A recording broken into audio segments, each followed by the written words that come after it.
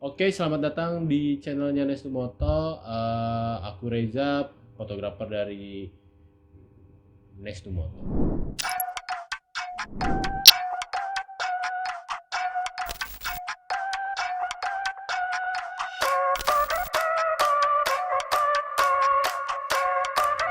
Kali ini aku bakal bagi cerita atau membagi experience tentang kamera yang saya pakai selama 2 tahun ini.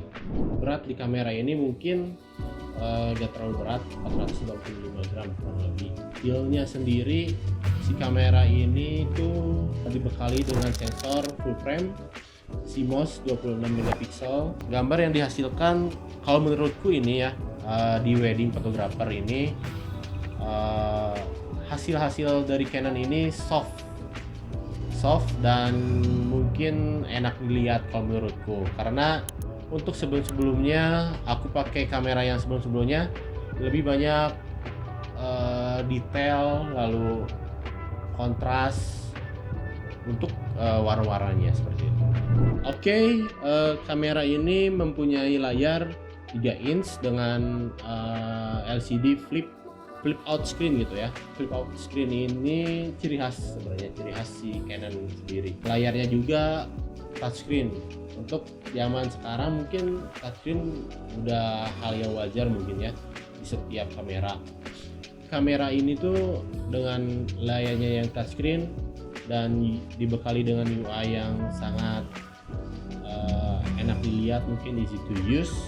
Untuk layar yang flip out screen ini bisa dibilang sih kualitasnya cukup oke lah. Dan yang paling penting, karena si kamera ini untuk customnya sendiri, functionnya sendiri nggak terlalu banyak, tombol functionnya nggak terlalu banyak, tapi kita bisa mengatur si kamera ini dengan function yang ada atau tombol customnya yang ada di LCD touchscreen-nya ini sendiri. Oke, tapi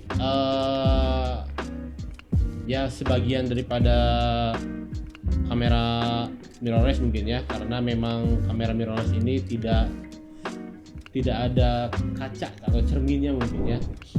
Jadi kita ada nilai plusnya sebenarnya kalau kita pada saat cuaca yang sangat terik banget, kita bisa lihat viewfindernya ini sendiri. Oke, untuk baterainya sendiri kita menggunakan LP17 dan baterainya ini sendiri cukup bisa diandalkan mungkin saat wedding pagi sampai sore.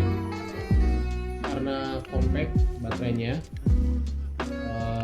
tidak terlalu awet juga, tapi kalau aku sih punya tiga baterai. Satu event itu kita bisa habis 3 baterai.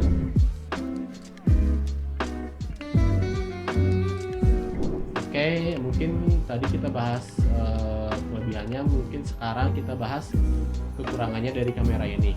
Dari segi fisik mungkin ya, fisik kameranya sendiri memang lebih kecil. Bisa aja orang tuh menyangka kamera mainan mungkin ya, kamera yang kecil itu.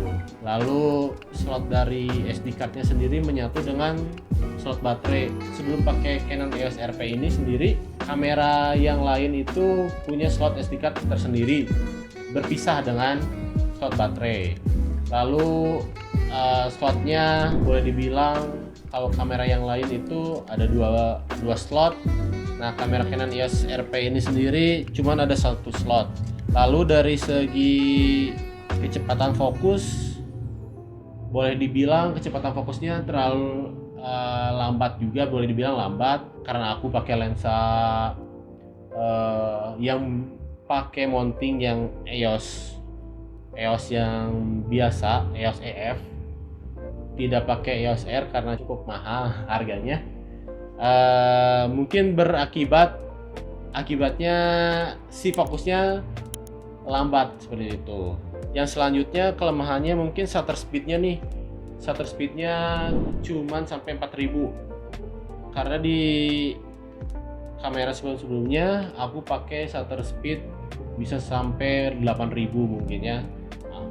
Bahkan sampai 1600 mungkin kalau bisa pakai shutter, electronic shutter.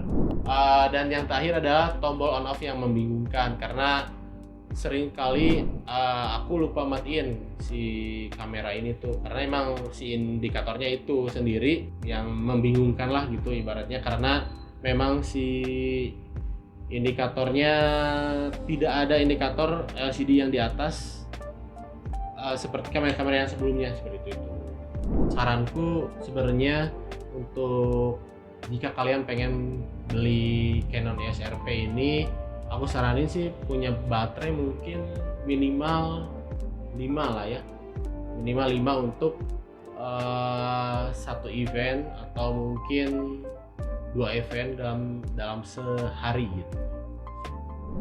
Ya mungkin segitu aja sharing kali ini tentang Canon EOS RP yang dipakai untuk pre-wedding dan wedding.